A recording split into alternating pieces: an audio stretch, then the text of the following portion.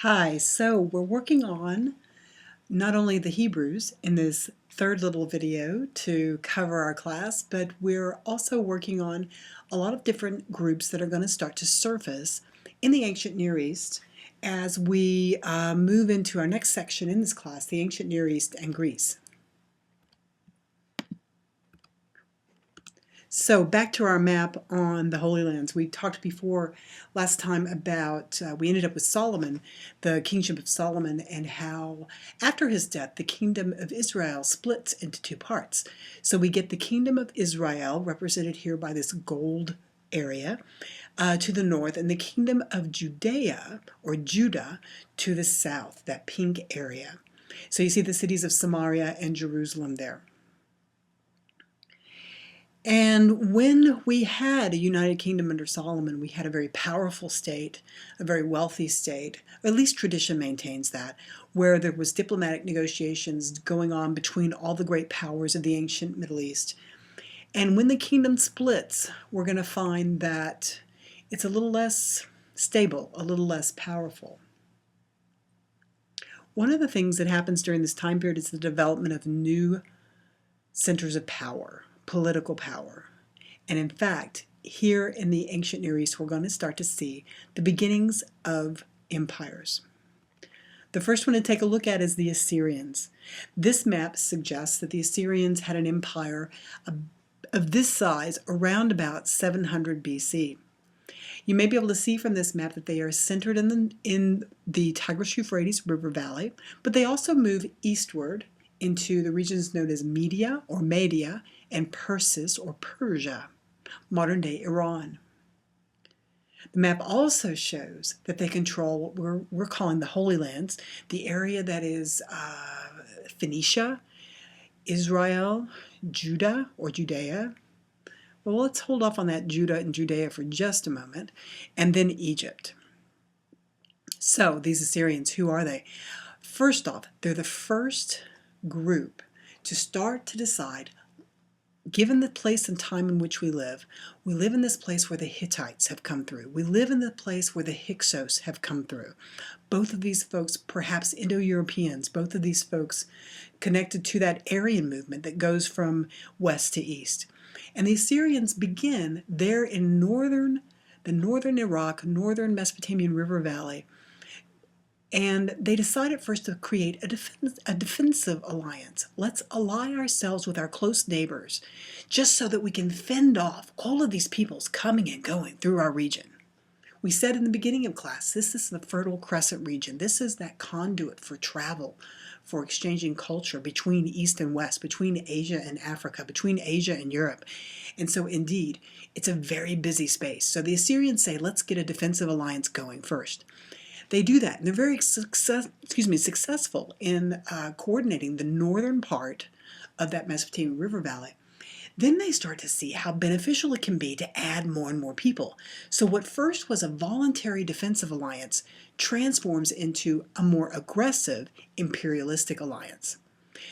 Historians maintain that the Assyrians are the first universal empire. That means they control more than one culture, more than one language group, more than one religious group. When you are asked to join the Assyrians, and they don't really like no for an answer, they'll ask you in return for the protection that they will offer for their governing. They want you to send troops to support their military. They want you to pay taxes to support the peace that they bring. And they want you to worship their gods. You have to worship their gods. Now, for most of these polytheistic societies, that's really not too big an issue. The biggest burden is probably the Assyrian presence, if you don't want them there at all. But when these folks come to the northern kingdom of Israel, and they say to them all of these things, look, we live in terrible times, we live in violent times, join us, or suffer the consequences. The people of Israel say, look, we can join your military. That's okay. That doesn't bother our covenant. We can pay you taxes. That's okay. But we cannot worship your gods.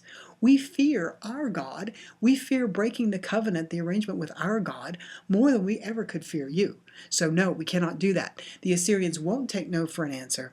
They take the kingdom of Israel. Now, the people of Judah, there to the south, are interestingly bypassed by the Assyrians. The Assyrians are moving their way to Egypt. They take Israel, they skip Judah. The people of Judah say that they followed the son of Solomon, who thought Solomon was wrong. Solomon was too worldly, too wise, too wealthy, too many women.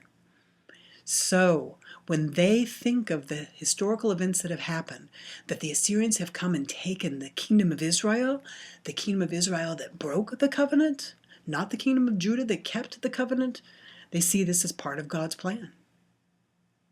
So a great empire comes through, tossing the Hebrews, tossing them about, taking advantage, if you will, of that split in their kingdom. A grand empire coming through. Now, I'd like to tell you, this empire starts around 1000, these Assyrians do, and they wrap up around 612. Well, we know 612 because their rule became very offensive. It became very burdensome. They used spies to check up on people. If you rebelled against them, they came in and put down your rebellion very harshly, making examples of people, brutalizing them, torturing them. And so what we find is that the people of Egypt, if you can see here in the map, and the people of Phrygia, Turkey, get together. Typically, they eye each other with great concern. They don't like each other that much, but they hate the Assyrians even more. So the Egyptians and the Phrygians get together. The people of Media and Persis get together with the people of Babylon, and they say, look, we've got to get rid of these Assyrians. And between the Egyptians and the Phrygians from the west, and the Medes, the Persians, and the Babylonians in the east, all of these different groups at the same time rebel, and they converge upon the great capital of Assyria. Sorry, not on this map. The capital is Nineveh. You may know that from biblical times. We'll see that on another map. And they take out the kingdom of Assyria. Now, I'd like to tell you that when they're done, that they all go back and they live in peace and no more empires. But oh no, the Assyrians have shown that you can pull together a lot of resources, a lot of people, if you can create a great empire. This image, not to leave too quickly on the Assyrians, this image is of Assyria taking Israel. This was in 721 BC. And the image you have here is an Assyrian image. You know it from the cuneiform that's written at top and bottom. You've seen that before, perhaps with Hammurabi's code. And the images there are certainly Assyrian. The fellow who is bowing down low, it's an Assyrian artistic image, is a king of Israel named Jehu, right? The Hebrews don't really portray images of people in art. That's one of those great commandments, no graven images. So we rarely, if ever, get any Hebrew art, right? But from the Assyrian perspective, they are commemorating a great battle, a great victory. And here, this is how they depict Israel being defeated.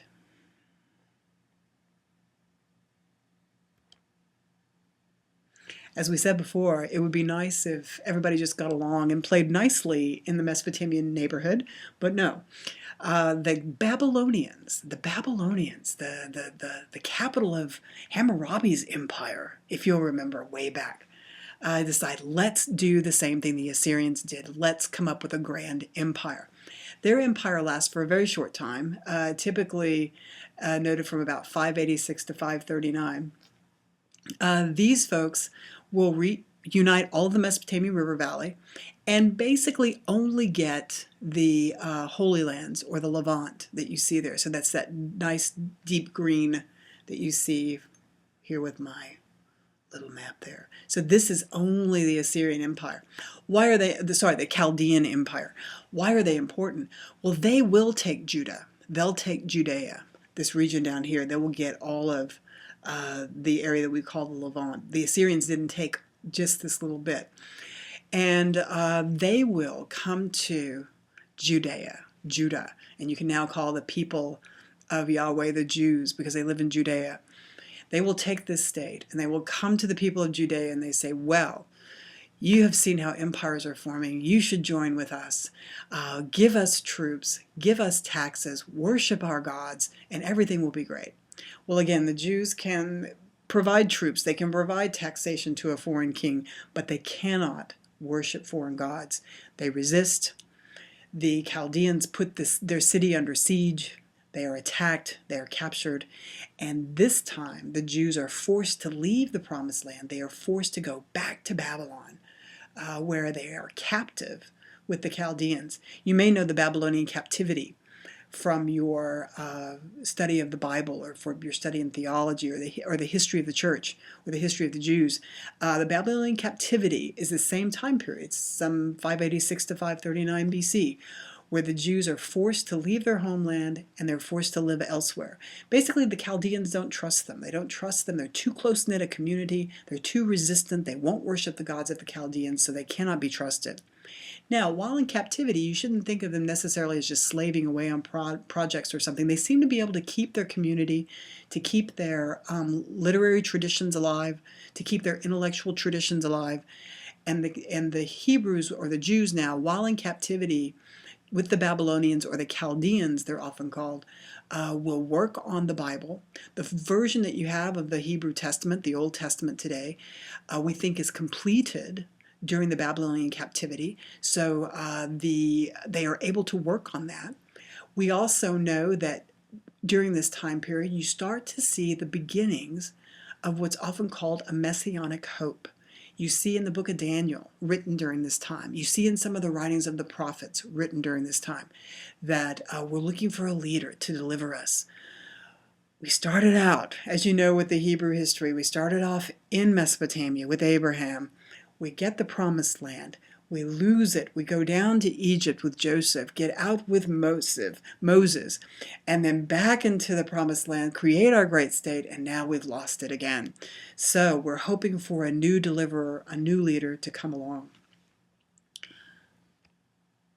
The person that does come along, and let me go with this image first, because while this is not the Persian king who comes along, this is the fellow in art who looks very much like our first Persian king.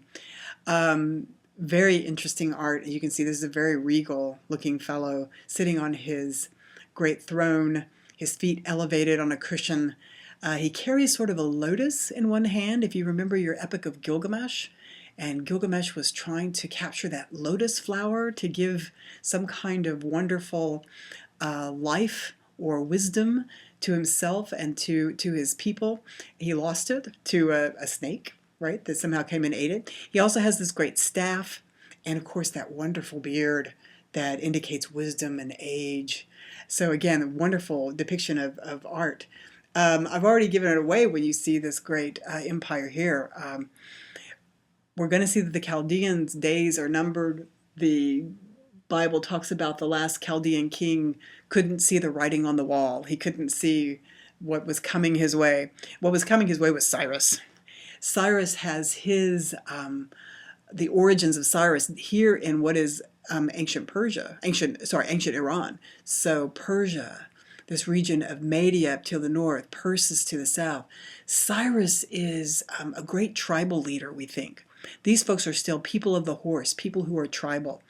He has seen these empires coming and going, this chaos of all these invasions and movements of peoples.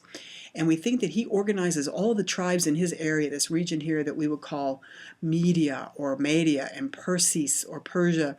He organizes them together and says, look, we've seen all these empires coming from the east. It's now time for us to be worried about that.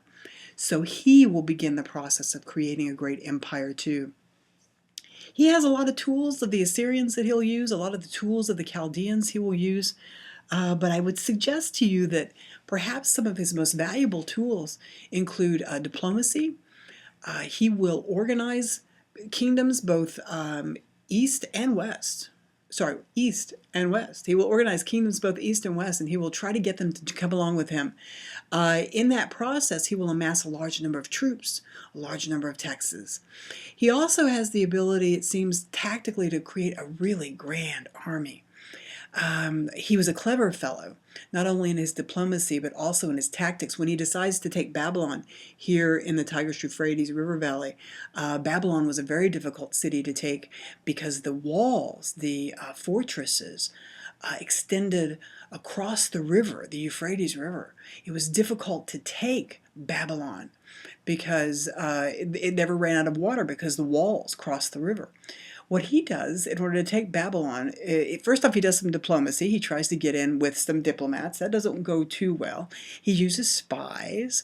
In particular, he'll go in and find anybody who doesn't like the Babylonians and wants to defeat them. And he says, well, I will give you things. I will help you in your endeavors if you will help me in mine. What is it that you would like to see happen such that you will offer me your alliance when I come to take Babylon? Well, his spies come across the Jews, and the Jews say, hey, we just want to go home. We want to rebuild our temple. And Cyrus's spies say, great. Well, when the time comes and the word comes, help us overthrow the Chaldeans. And the Jews say, okay, but we can't support the Chaldeans because they want us to serve in their military, they want us to pay taxes, and they want us to worship their gods. What do you want? And Cyrus's ambassadors say, his spies say, we want you to serve in the military, and we want you to pay taxes. And the Jews say, well, what about worshiping your gods? And the Persians say, you don't have to. We don't care about that. It's an extraordinary thing. We will talk more about Persian religion, but Persian religion, often called Zoroastrianism, yeah, don't worry about writing that down, is a religion of free will. So the Persians believe that if you want to practice their religion, great. But if you really want to practice it, you have to come willingly. They can't force it on you. Yeah? So the Jews are great. That's fantastic. And oh, by the way, Cyrus will help them rebuild their temple if they will help him in his resistance to the Chaldeans. So it's a combination of great diplomacy, great spies, and great military tactics.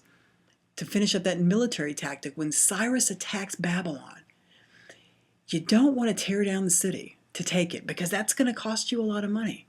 So he gets resistance built up inside, spies inside, and then before he took Babylon, he went about 10 miles north of the city, dug a huge canal across the river, lowered the water level of the river, and simply waded in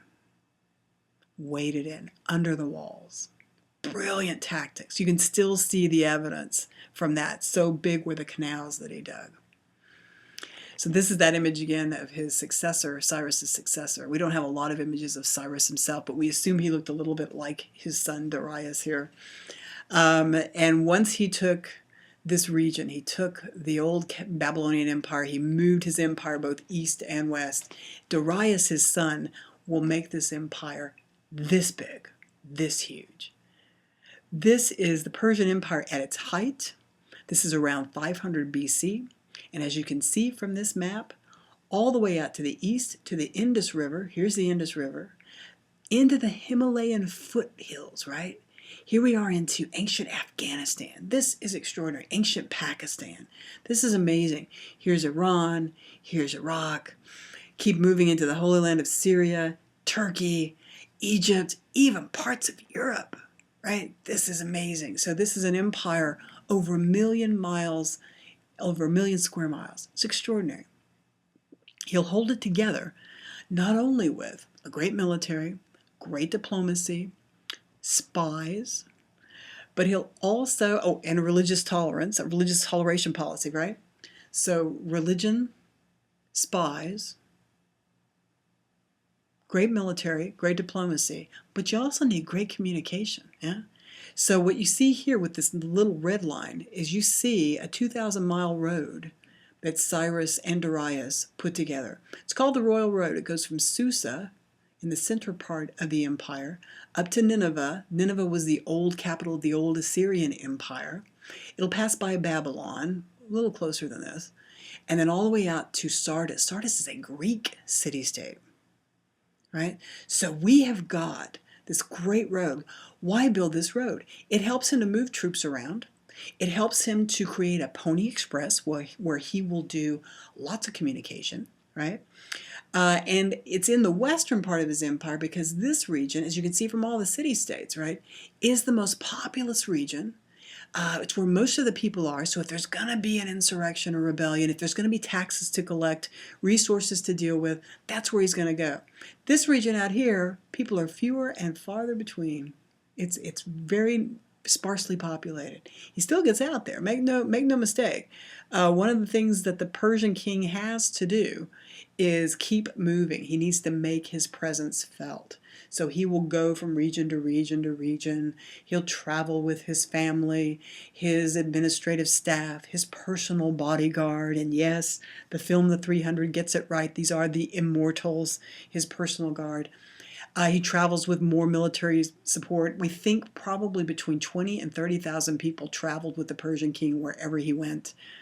So it's a mass amount of people, right? His army, when he called upon it, could number at least 100,000. So you need that road to move people around. Yeah? So a very impressive looking empire, held together with good communications, such as they were for the time. A palace that never stays put, constantly moving, constantly making his presence felt, using good diplomacy, network of spies, powerful military to pull it all together. I also like this map because you can see this blue here, right? This blue line is the old Assyrian Empire. The Assyrian Empire, the very first empire to inspire the empire builders who come later. One of the differences, again, with the Persian king, one of the reasons he is so successful, is he doesn't force his religion on people. He also, if you're the local king of the Medes, if you're the local king of Parthia, if you're the king of Sogdiana, so long as you behave yourself, stay king. Good diplomacy, stay king. Make your kids royalty as well. Just recognize Cyrus, recognize Darius as the great king of kings. So an amazing empire. One of the things, and this is just a nice overview as well, we have evidence for all this, and this is an inscription called the Behistun inscription from Persia, the Behistun inscription. It's a trilingual inscription, some 300 feet tall, in the little Iranian city of Behistun. The British discovered it, and it tells you every division of the Persian Empire. It's divided into 22 satrapies. That's just like old districts, counties, states, whatever you want to call them. And it tells you what each area is required to pay in taxes to send in troops. We already talked about the road system, right? There's a road system that can be used not only for transporting troops, but also for trade and other things that road systems are good for. Network of spies that not only help him take over new places, but also maintain them. If your little region starts to rumble or want to rebel, he'll have spies there waiting to tell him, and they'll use that road system to get the message there. Good propaganda, we said before. He'll put up images of himself just as the Assyrians did, but this propaganda is less frightening. It's more benevolent. And then the other thing to consider is a progressive taxation system. The Behistun inscription tells us that each region in the Persian Empire, paid the kinds of taxes that it could best afford to pay. What that means is he doesn't charge every satrapy 200 pounds of gold every month, right? He doesn't do that. Some regions don't have gold. For some regions, 200 pounds of gold would be way too much gold. So if your region is really good at producing grain, the way Egypt does and is, Egypt, you will pay your taxes in grain. This is very easy for the Egyptians to do. If you're living in Afghanistan, your area produces a lot of iron ore. You know, iron is great. You can use it for making weapons. You can use it for all kinds of tools, right? So pay in iron, terrific. If your area is great at raising horses, pay in horses. We can use that. So basically, we understand, and there's a boatload. We have inscriptions that suggest this. Mesopotamia, it paid in mud bricks. The Mesopotamians can make mud bricks like nobody's business. So each region paid what it could best pay, what it could best afford to pay. This also was a very impressive management style, if you will. And then, as we said before, tolerance for local custom, for local law, for local religion. Let your local leadership be what it is. The Hebrews, the Jews at this point, they're monotheistic. Well, that's unusual. Okay, be monotheistic. Go home, have your law of Moses. Let that run your life. That's fantastic. Just be good, be ordered. Don't rebel. Pay your taxes, serve in the military, and we'll all get along fine. This empire will last for a good 200 years. 200 years before Alexander the Great comes through. Well, under Cyrus, under this grand empire, the Hebrews are allowed to resettle at Jerusalem. They're allowed to rebuild their temple. And so we started this discussion talking about the history of the Hebrews, and then started talking about how these various empires came along and caused difficulties for the Hebrews. And it allows us to see developments in the region, developments for the Hebrews, but also the developments of these brand new empires. So we'll be leaving the Middle East for a while, and the next time we get together, which will be Monday, for some of us, Tuesday for some others of us, we will be talking about the Greeks. So please catch up on your readings. Get your Andrew Overfield going. Read all of those documents if you haven't done so on India, China, the Hebrews, and push on into the Greeks, because Monday, it's March, and we're all about the Greeks.